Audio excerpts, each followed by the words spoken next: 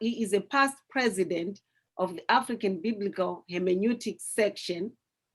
And this year he was nominated into membership of the prestigious Society of New Testament Studies.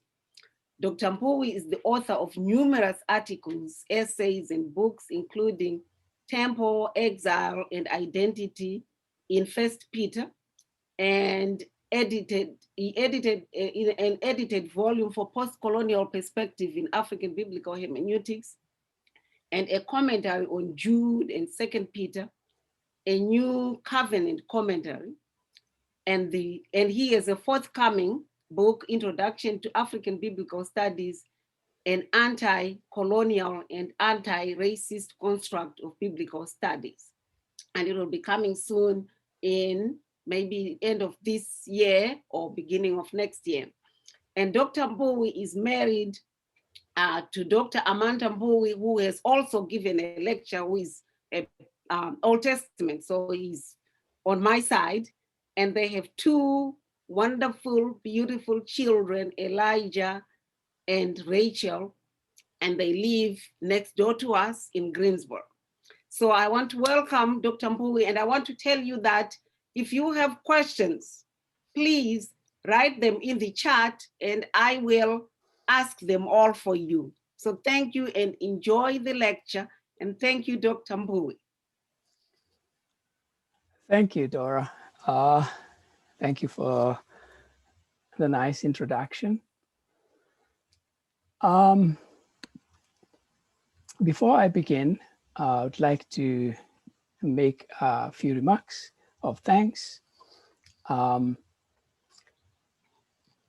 would like to extend my thanks to President Virgil Latimore, the Board of Trustees and faculty and students and ministers, ladies and gentlemen, all of you. It is my great honor to serve as the 2021 Bishop Alfred E. and Mrs. Mamie White Endowed Memorial Lecturer. I wanted to extend my gratitude to the Hood community for granting me this opportunity to share some thoughts on topics that continue to be central to my research and teaching. I hope that you will find the thoughts here presented to be insightful, helpful, if challenging and disturbing, and a source of constructive conversations of where, as a Christian community in a fractured society, we are headed.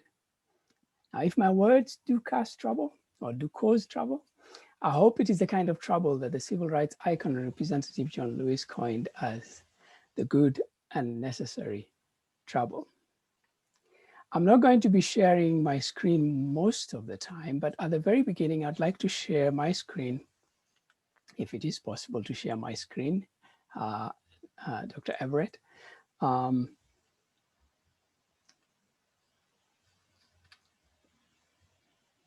Yes, okay. So I'll share my screen for the very first part. I want to share this section of the poem that was read and written by Amanda on Amanda Gordon on the inauguration day. And this section is important because it sort of encapsulates some of the ideas or some of the thoughts that I'll be sharing with you today. In this section, she says, Scripture tells us to envision that everyone shall sit under their own vine and fig tree, and no one shall make them afraid. And if we are to live up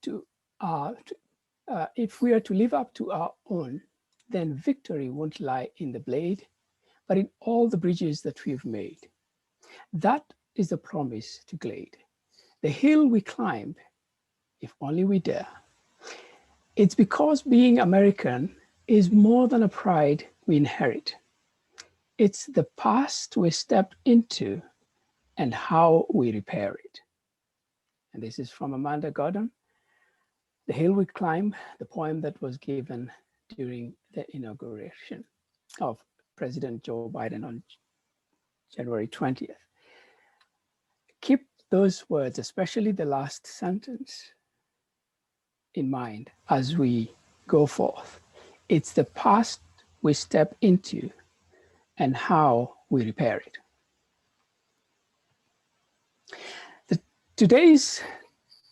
The whole lecture section is titled Reading the Bible in the Light of the Violence on Black Bodies and the Black Church Experience in America.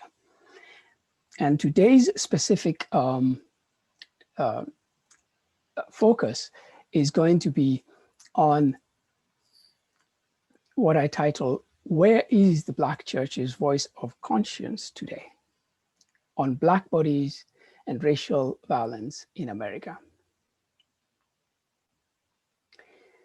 This is the introduction. In the summer of 2020, the world was shaken by events that had culminated with what one can only describe as a true zeitgeist. That is, a time of significant historical reckoning, where the ongoing violence on Black bodies in America had finally hit a nerve with the world.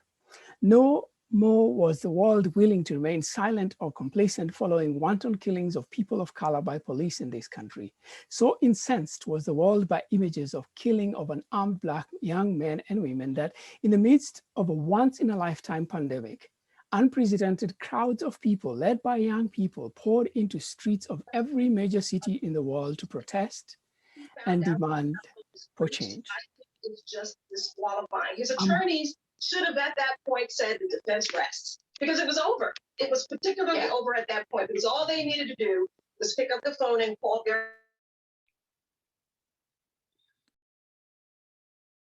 was breached when simple questions. And the prosecutors, the House managers. Dr. Lamont, can you mute your mic, please?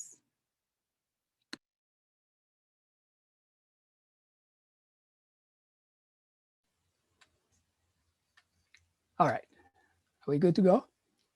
Okay, I'm going to begin by recounting several of the all too familiar stories of these individuals whose names we have become intimately familiar with lately. On the week that I started constructing my thoughts for this lecture, my wife and I had just finished watching the remake of Alex Haley's classic miniseries, Roots. In this series, at least in the new edition, there was one incident where during the Civil War, at a battle at Fort Pillow, there was a massacre of African-American soldiers fighting for the Union Army by Confederate soldiers who had no intention of taking them in as prisoners of war. I'm not going to quibble with the accuracy of the narrative, but it was a powerful scene of violence against Black bodies. After being overrun by Confederate fighters, the Union Army, made up of white and Black soldiers, most of whom were former slaves, was bunched together with hands up as they surrendered in defeat. After a protracted moment of silence, with the Confederate guns pointing at the group of visibly shaken individuals, a relentless firing began. There was a systematic shooting of every single Black Union member, each one standing right next to a white Union member who emerged unscathed. When guns fell silent, every Black soldier was dead. But every white Union soldier stood, shaken, dazed, but alive. The scene came to mind on this same week as there appeared in the national news the most recent shooting of a Black man by a white man. On February 23rd, in 2020, in Brunswick, Georgia, Ahmaud Arbery, a young Black man, was shot while jogging by two white men, a man and his son. Ahmaud was 25, and he loved to exercise, according to his family. And he was known for running in the neighborhood. But there were two white men, plain citizens that were not even part of the neighborhood watch group or security group or law enforcement, that took it upon themselves to act on reports of a burglary in the neighborhood and identified Ahmaud as fitting the description that they had. Chasing him down in their own white pickup truck with drawn guns, they confronted a clearly dazed, puzzled Ahmaud, who sought to defend himself before being gunned down. These details of Ahmaud's death would not have come out had they not been recorded as on a phone video by a person following the events, and which was released later, 2 months after the murder took place. In the meantime, 8 weeks had gone by and no arrests had been made. about, for the killing of Ahmaud. The reference to the pandemic as an excuse for why the arrest had not been made sounded really hollow as an excuse from the police. Watching the video of Ahmaud's death, last minute's death, brought the images of the route scene that I just recounted to you back to my mind. Here was a young man running, being confronted by a burly white man with a rifle. The same image of a bearded white man with guns shooting at Black Union soldiers after they had surrendered in the movie Roots. One happened 155 years ago, the other just a few months ago. Essentially, for more than a century and a half, nothing much has changed for the Black person in America. The Black body is a dispensable body. The white men in these images perceived to themselves not only as the authority in charge, but also as the ones who retain an unspoken right to ownership and to the dispensing of Black bodies. What we then have is a slave mentality that continues today in this image and that is still alive and well. That situation reflects the kind of white privilege and supremacy that these white assailants still wield, which inspired the act of violence and the killing of a Black man. Since 2013, when another young Black man called Trayvon Martin was shot and killed by another white man while walking home, there have been numerous killings of young Black men and women by white men, both law enforcement officers and regular citizens. Simply being Black makes one a target, since you can be killed simply for walking home, like Trayvon Martin, for sleeping in your own house, like Breonna Taylor, for jogging, like Ahmaud Arbery, for playing with toys, like Tamir Rice, or even for being in church, like the shooting that happened in Emmanuel AME Church in Charleston, South Carolina. For Black folk, this has become a haunting and traumatizing concern.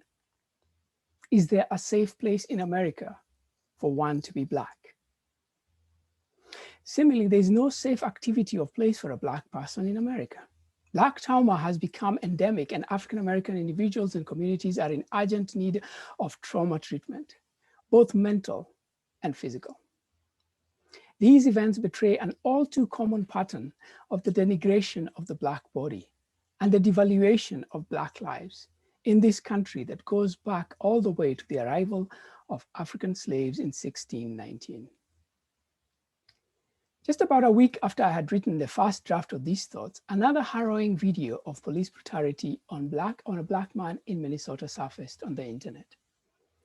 A white policeman had mercilessly ground his knee onto the neck of George Floyd, who cried out that he could not breathe, echoing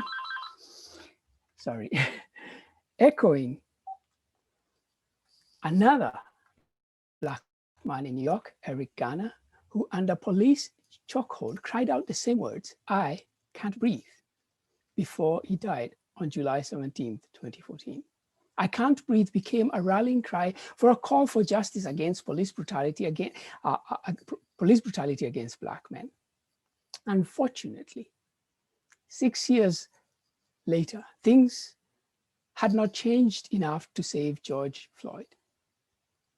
Indeed, almost 30 years after the brutal police beating of Rodney King, little seems to have changed. Mr. Floyd was pronounced dead at the hospital after he passed out as the white policeman pressed his knee, ignoring the pleas of the observers to stop. That officer is out of police custody on bail as we speak. The whole world watch him methodically in cold blood kill an unarmed person, handcuffed him, yet is not deemed to be a threat to society. Another unarmed Black man was killed by the police. Another Black body lynched by the system. Now, let me try to put this in Black deaths in perspective. In contrast, virtually every white mass murderer who has killed somebody in this country end up either killing themselves or being arrested. They are hardly ever killed by the police. We watched as a predominantly white supporter of the president stormed, as predominantly white supporters of the president watched storm the Capitol on January 6th, with virtually no immediate repercussions from law enforcement. Now, contrast has been drawn to the heavily policed Black Lives Matter peaceful demonstrations against police brutality that almost always ended with further police brutality, to the police's culpability and essential non-resistance to marauding mobs of predominantly white supporters insurrections in the Capitol building. We have watched on TV men parade around in public with white men paraded around in public with AR-15s, semi-automatic weapons menacingly and claiming to assert their First Amendment rights, even or Second Amendment rights, without ever getting the attention of the police, without Black men. Yet Black men and women have been shot, unarmed, viewed as a threat. Now, a mind-numbing situation happened in Kenosha, Wisconsin, where following anti-police demonstrations, a Black, of the shooting of Jacob Blake, another Black man that was shot by the police, there was a 17-year-old white young man who confronted the demonstrators and killed 3 of them, all of them unarmed. He walked by police officers with his gun, even as others were pointing out that he had shot people, was not arrested until days later. Only after videos had been circulated around showing him shooting the people was there any sort of action from the police. Yet also he's out of jail.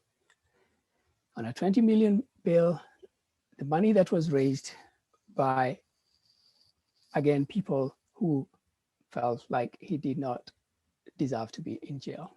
But unarmed Black men and women are deemed as life-threatening weapons by white police officers who give them no benefit of the doubt. This is the reality of the Black folk who have to live with and negotiate daily lives that are constantly under threat. Change has to happen.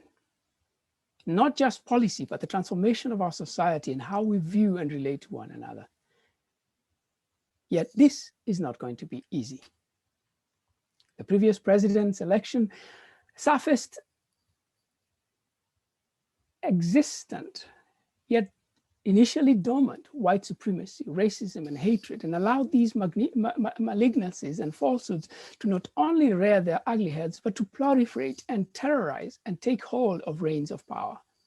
A generation ago, the last time the KKK and white supremacists mercilessly lynched Black bodies in America, it was predominantly the Black church that rose up to the challenge and galvanized the civil rights movement, forcing the hand of government to sign into law the Civil Rights Act. So I pose this question today. My question is, where is the voice of the Black church as lynching of Black men and women? And remember the deaths of the people that I'm talking about. Sandra Bland in 2015, the killing of Philando Castillo in 2016, Atania Jefferson shot in our Texas home in 2019. What is taking place in our generation, and where is the voice of conscience? Where is the voice of conscience in our generation? Where are the prophetic leaders that could pronounce indictment against injustice being meted out on Black bodies today? It was the lynching of another Black body, a 14-year-old child, really, that thrust the civil rights movement into the forefront of the struggles for equality and justice in this country. It was the brutal murder of a young boy called Emmett Till that managed to sear the conscience of a nation and to ignite the civil rights movement as a powerful instrument to the fight for justice and human value. The Black body is a body that has been seen to be dispensable by others. Again, it was a white man who had taken into her hands this form of cowboy justice to a situation where a young child had falsely been accused of whistling at a woman and had been brutally murdered.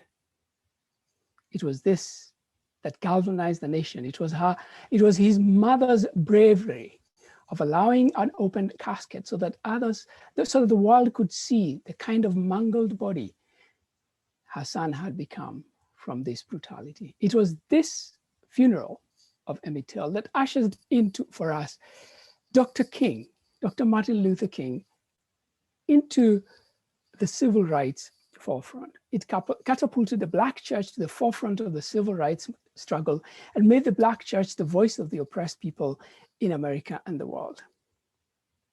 As I say this, I'm thinking about my own son, our own son, who just turned 14 this year. And we worry a lot in this country about his life.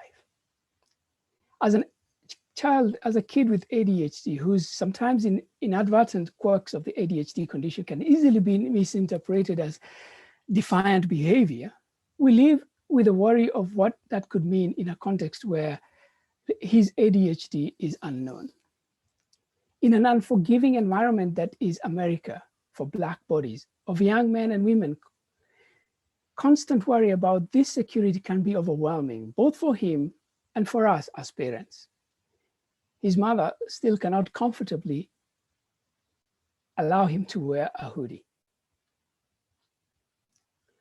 For Black families, having to have the talk with your children, educating them about how to behave when they're outside of the home, how to keep their hands on the steering wheel when the police stops them, how to talk and say, yes, sir, when confronted by authority, is unjust and daunting, if necessary, imposition on our collective Black identity.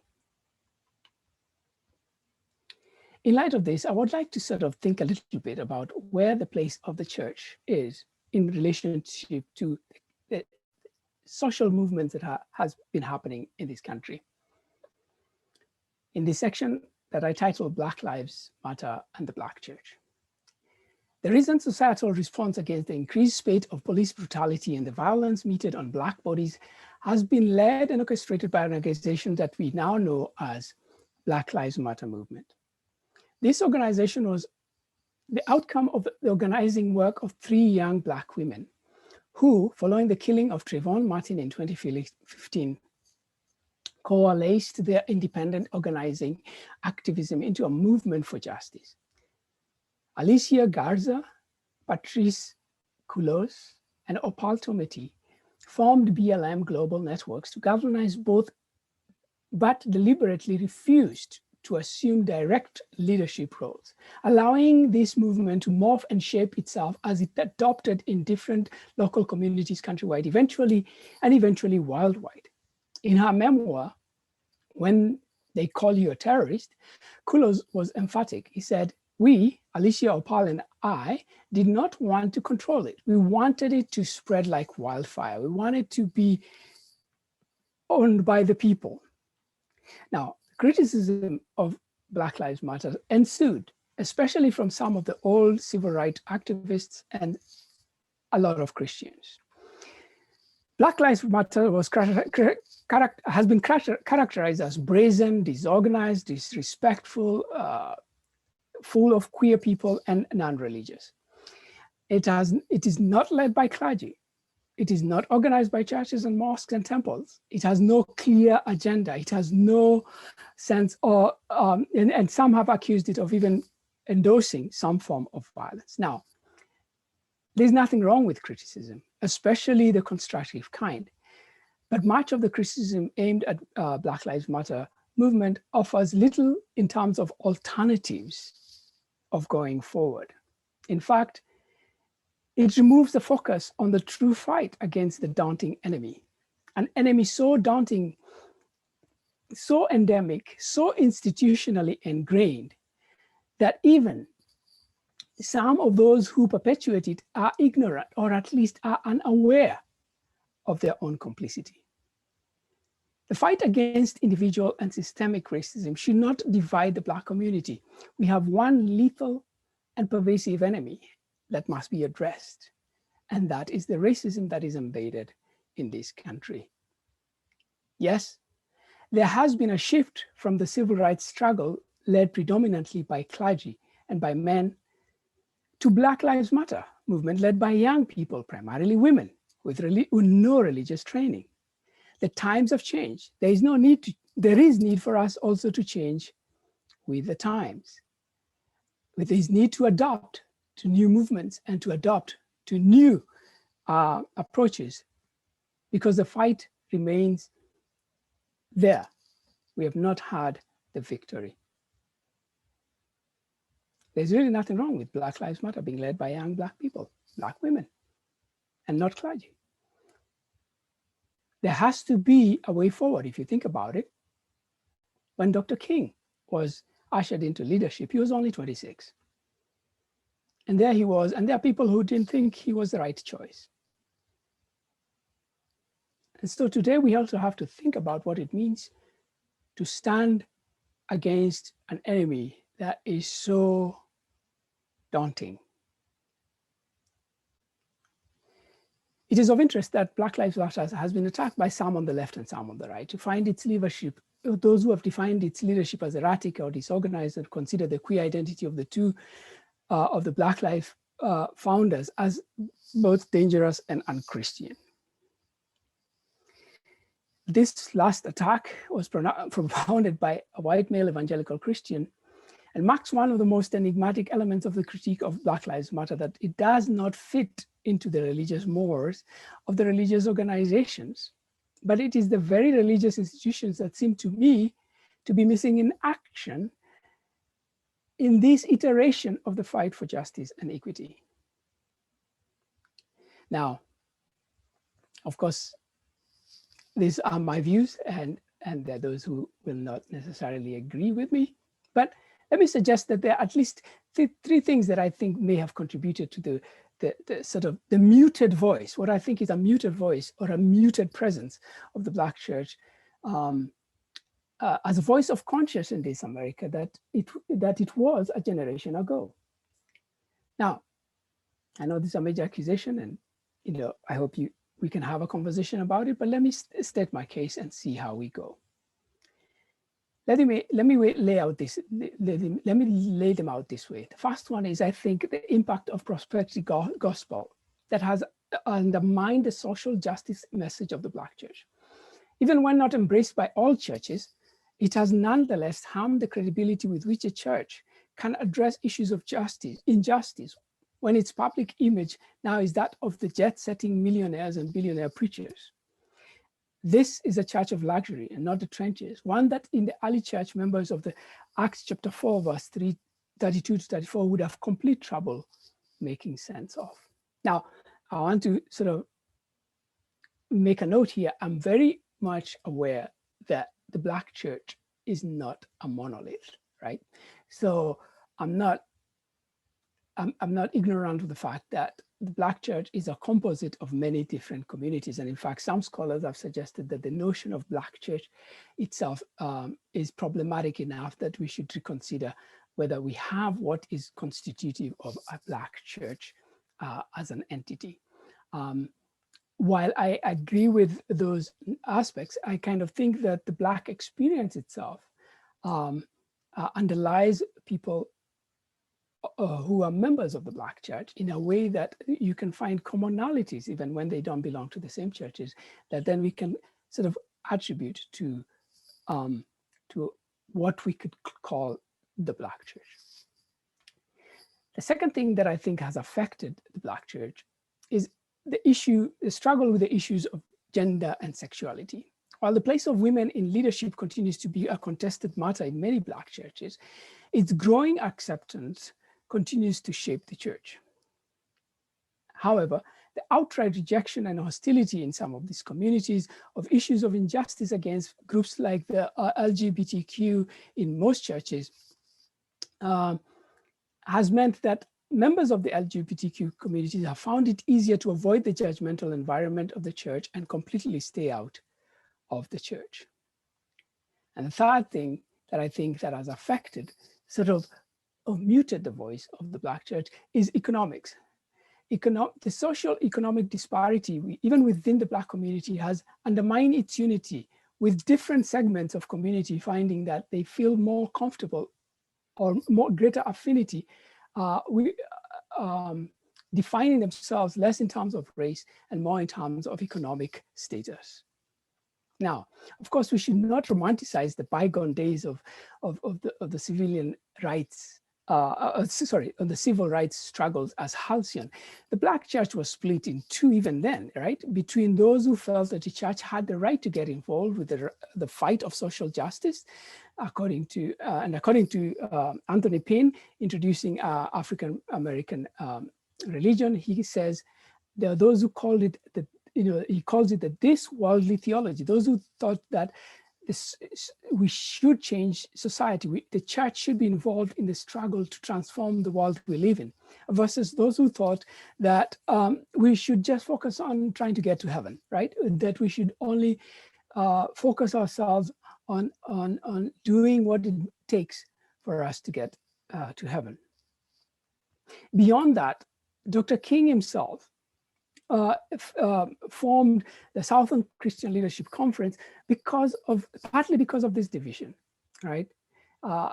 And eventually, King himself was accused of being sexist, right, by those that were members of his group.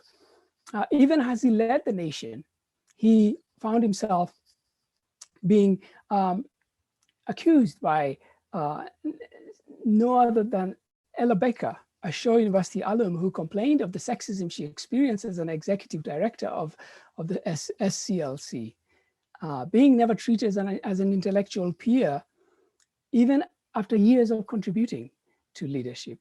And she says, and it's a quote, "After all, who was I?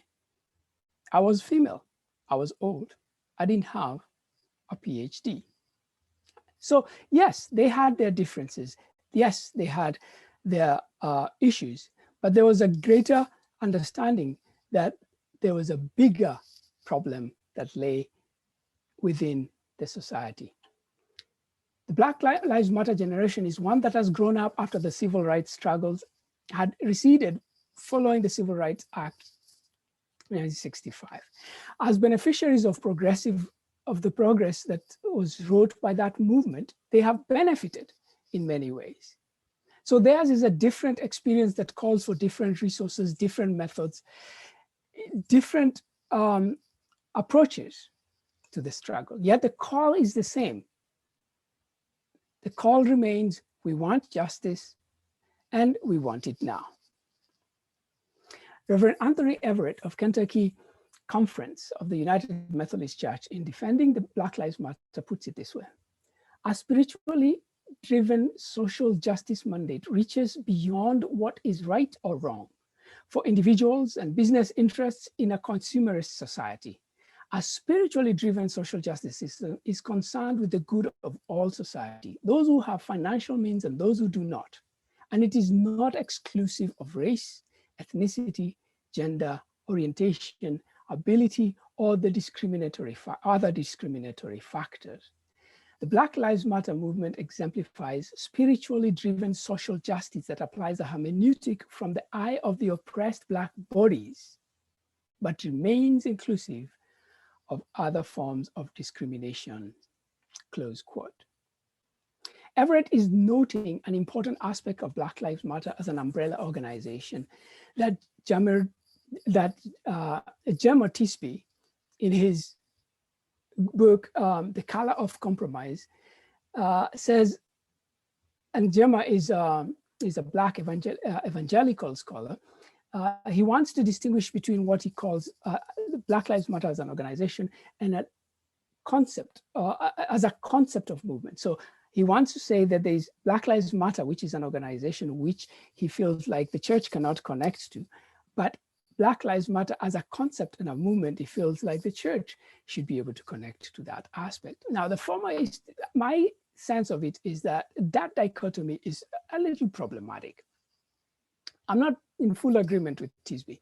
The reasons he gives are the same ones we pointed out above concerning the origins of a movement within the LGBTQ community that for him failed to meet the evangelical ethic. It is such reasoning that ultimately undermines a concerted effort to fight the structural racism that has littered our society with Black bodies. as it removes the focus from that which all people of conscience should be battling. Especially, as he correctly notes, the fight has to be in multiple fronts: the social, the political, and the cultural. Let me come to a close here. Now, even when it comes to the church, one may ask, is it really about black and white? Unfortunately, that answer is rather straightforward as it stands. Is it not more about faithful discipleship versus faltering believers? I wish it was that simple. The report from the Brookings Institute reports that almost 80% of white evangelical Christians voted for the 45th president.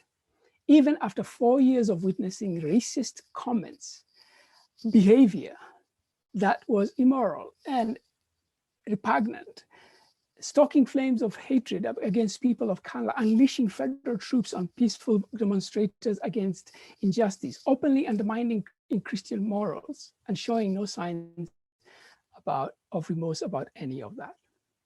Now, of course, the election of a president or a representative is not a measure of one's Christianity.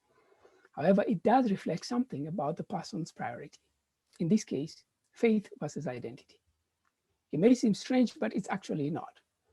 This is the same hermeneutical reasoning that allowed white Europeans and Americans identifying themselves as Christians to justify the enslavement of Africans in their millions for generations and to impose Jim Crow laws of segregation in America based on their Christian understanding.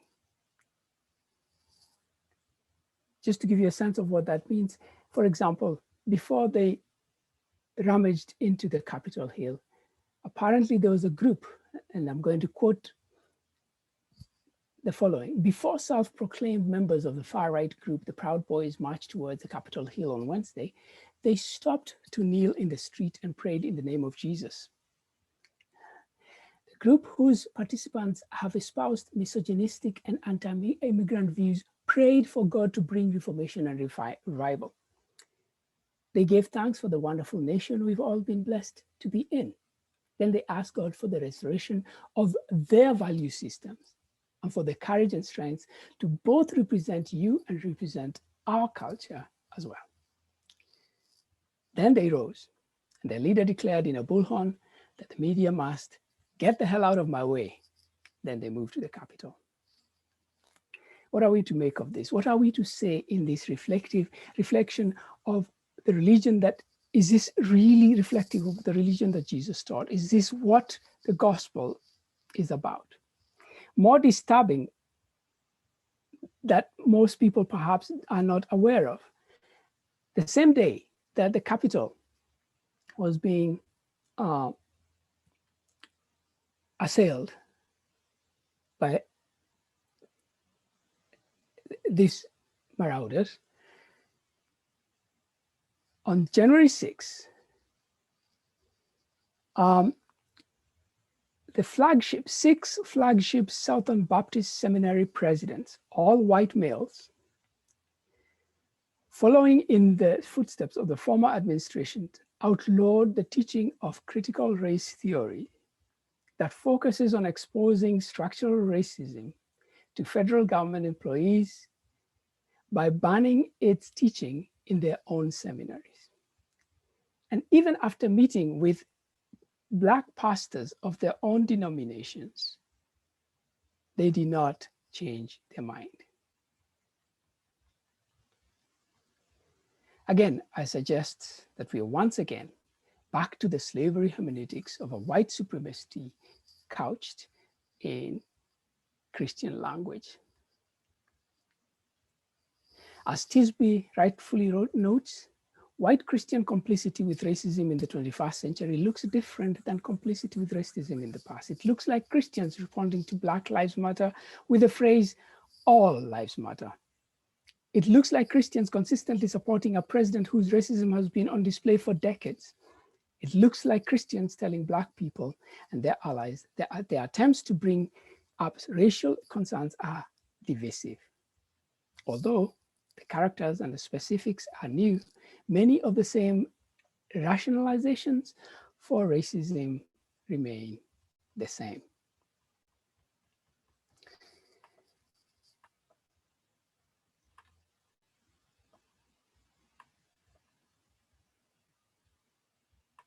In my upcoming book, African Biblical Studies, I seek to make the case that the rise of biblical studies itself as a discipline corresponds to the rise of the European Empire and to the rise of colonialism and even the same period that we've talked about, the period of slavery. The reality of the fact that even the teachings that we go through when we're in seminary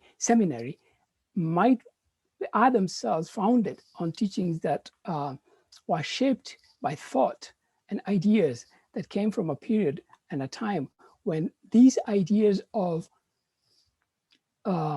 white supremacy were deeply ingrained in scholars that were writing these books, right? The New Testament scholars and Old Testament scholars, and they were all, again, deeply embedded in this process with this slave hermeneutic. Yet those are the scholars that continue to be used in educating people and preparing people for ministry and for Christian leadership.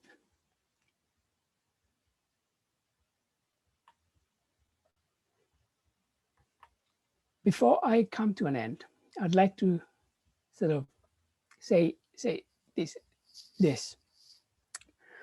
As I was thinking through this, one of the things I read about Bishop Alfred White was that he had been chair of the Hartford Human Relations Commission for over 13 years.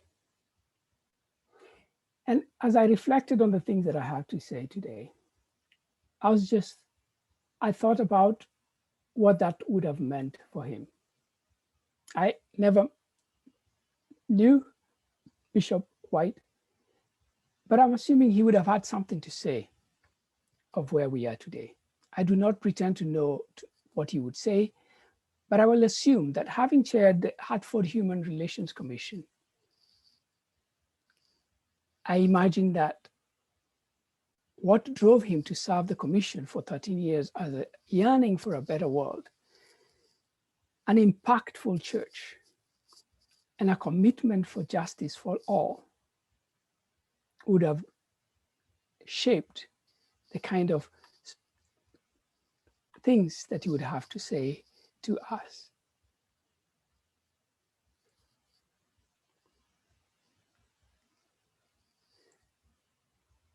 So as we think about this, I will let you know that tomorrow we'll be looking at specific texts from the Gospel of Luke. Specifically, we'll be looking at the story of the Good Samaritan and the passage of the commission of Jesus' ministry in light of the Black experience and violence. Thank you. I look forward to any conversations that might ensue.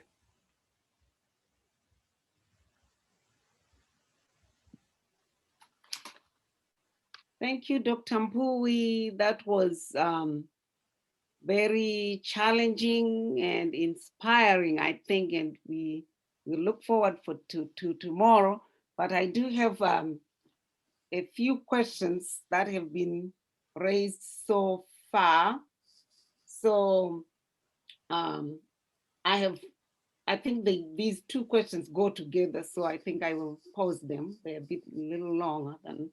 So David Gilchrist says, why does it seem like white America refuses to acknowledge the injustices which seem so obvious?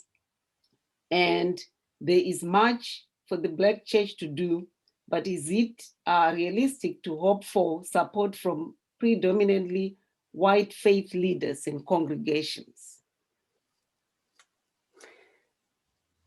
Ultimately, if we're going to live in one country, we have to find a way to live together, right? So there has to be a way to go forward. How that happens, I think increasingly will be determined by those that choose to become allies of the Black church, right? We can't be asked to join organizations to prop up their diversity so that they look like they are doing things that are making changes to society, while in truth, that change is not happening. One of the examples I talk about when I teach classes on diversity is, for example, some white churches have this thing where they say, you know, like you'll see on their board, all are welcome, right? Which is a good thing. It's a good thing to say. And I believe truly that they mean it, right? The problem is, if all of us came,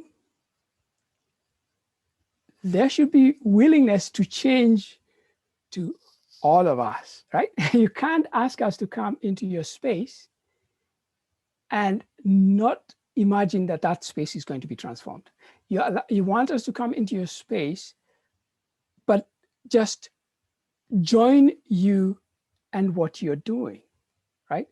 But if you're really going to ask us, and if you're going to say everyone is welcome, then you should be willing and should be ready to be challenged, to be changed, to be transformed. So that what happens ultimately when you have the multiplicity of the groups that come together is not going to be the same thing that was there before. But that cannot be the responsibility of the Black community to do that.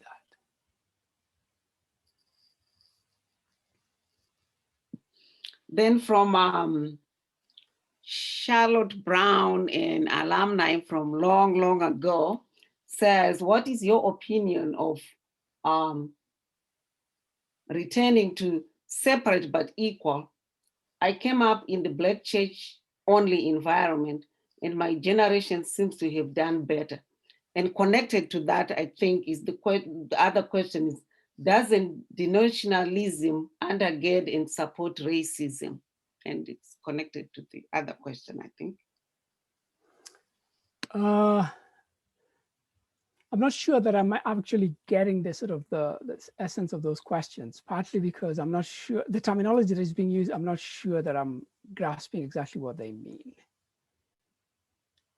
If you could repeat them to me, I would appreciate it, but I'm still not sure that I. Okay. What is your opinion of returning to separate but equal?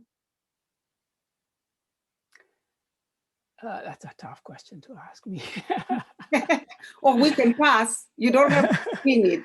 That's a tough question to ask me. I don't know. I never lived in the separate but equal, but I don't know. I don't think that that's the way forward, though. I don't think that that's the way forward. I think ultimately, as a society, if we're going to become a transformed society that is able to deal with its past and able to transform into a future that is tenable for all, there has to be a way that is going to force all of us to reckon, Black and white and brown,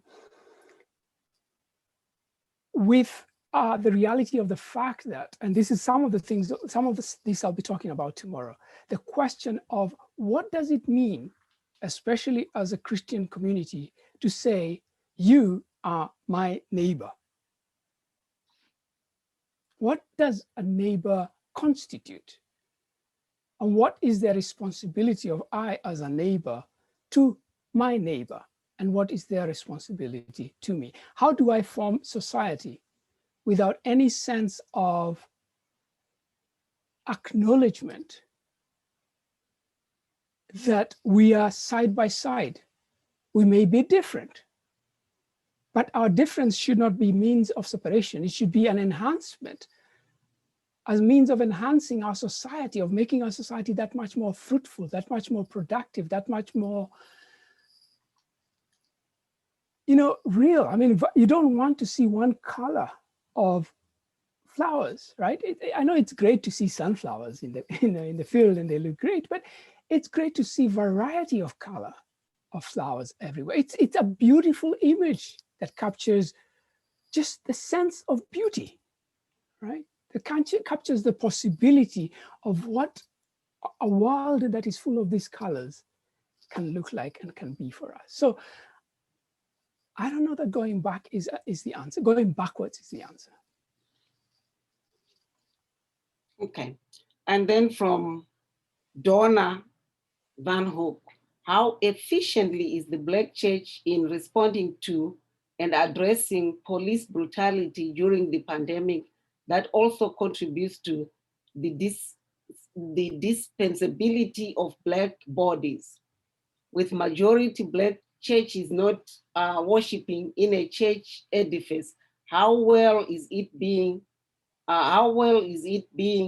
the church in such matters of violence and health inequities against its members' bodies? That's a complex question. I mean, I think some of the answers, some of the issues that I try to address do address some of that. One of the things, and I didn't mention this, I should mention this now, the history of policing in this country goes back to slavery, right? Again, we are back to the slave hermeneutic, right? The police as a system was constructed so that it would put slaves in check, that it would be able to capture and bring back slaves to the plantation owners, right? So the Black body has always been the target of policing in this country. That has not changed, right? And the fact that the sooner we have that as the shaping of policing in this country, the better we'll have to be able to understand that you don't even have to be a white policeman to be able to shoot a Black man, because it's the policing system itself, right, that is insidious in how it shapes you, right? It's a programming that happens when you are recruited to be shown these are the Black bodies, these are the dangerous things, right? And this is not something that is just unique to white policemen, but it's true that is more pervasive within the white police force, right? But the policing system as a whole has to be completely rethought, right? So, I mean, for those who don't think that the use of the vocabularies such as defund the police makes sense, I understand the use of that particular phrase might not be the most attractive, but I think the essence, understanding what the people that are using it mean is important.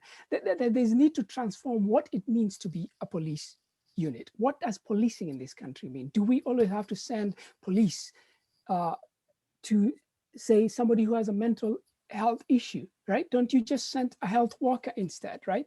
And in fact, just recently, there was a report in the New York Times that one county started doing that. And in the period that they have done that, in the last 3 months, there have been no shootings of any people that the health workers were sent to, right? So that their approach changed what was happening with the policing system. Now, what Donna is asking about what the role of the church is the kind of this question I'm also asking. I don't know that I hear a concerted voice. I know William Barber and his movement for the poor is a big voice, but I think he's a lone individual, right? He's there by himself. I don't know that there's a movement, right? And that's kind of what I'm trying to say, that there needs to be a conscious movement that links itself up with the Black Lives Matter process.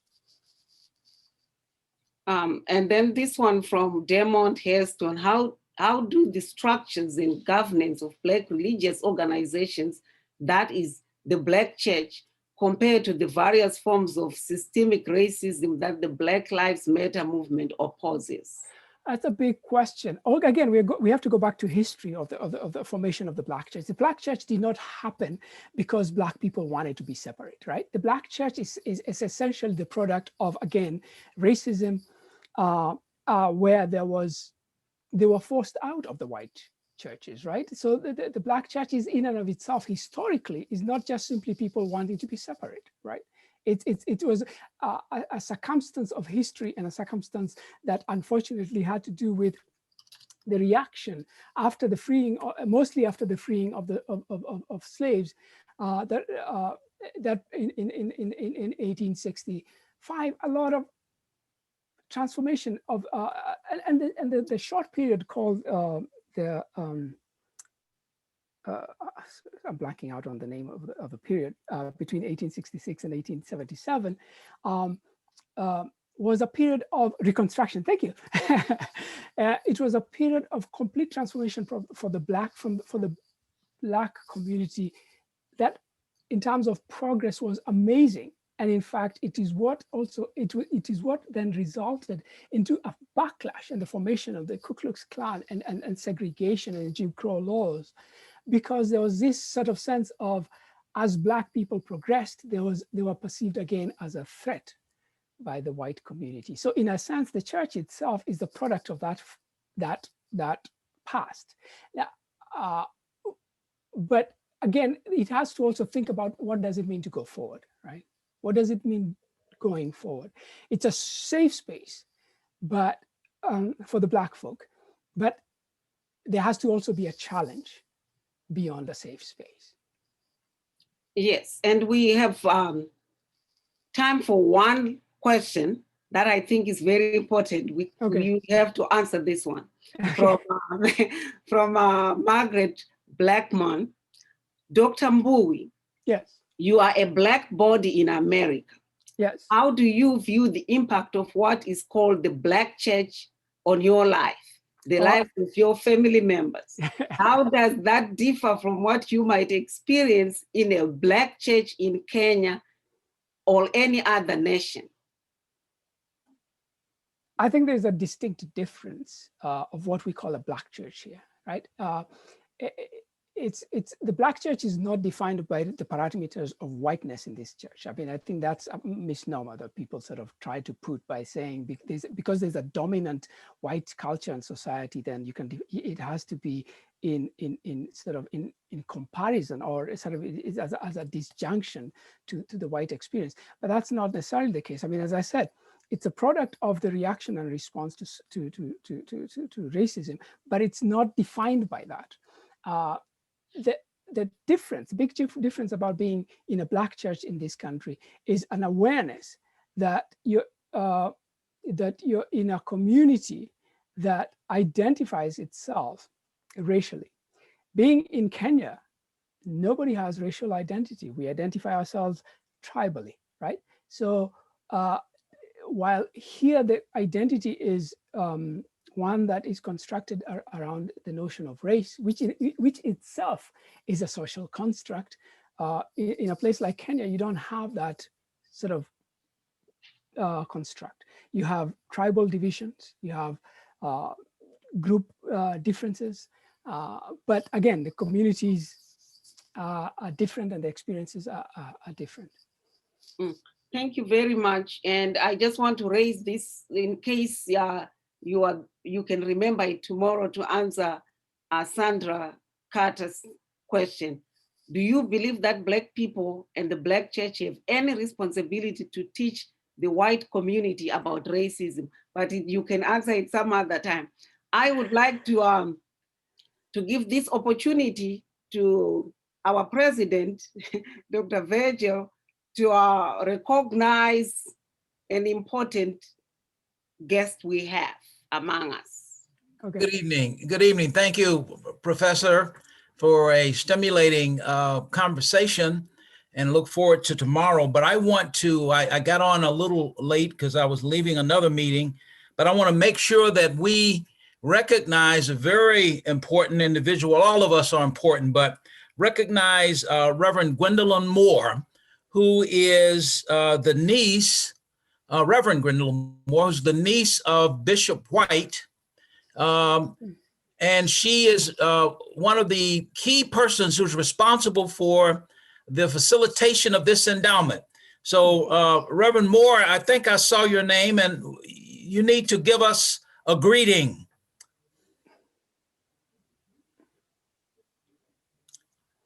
Muted. Reverend Moore, Gwendolyn Moore. Is muted.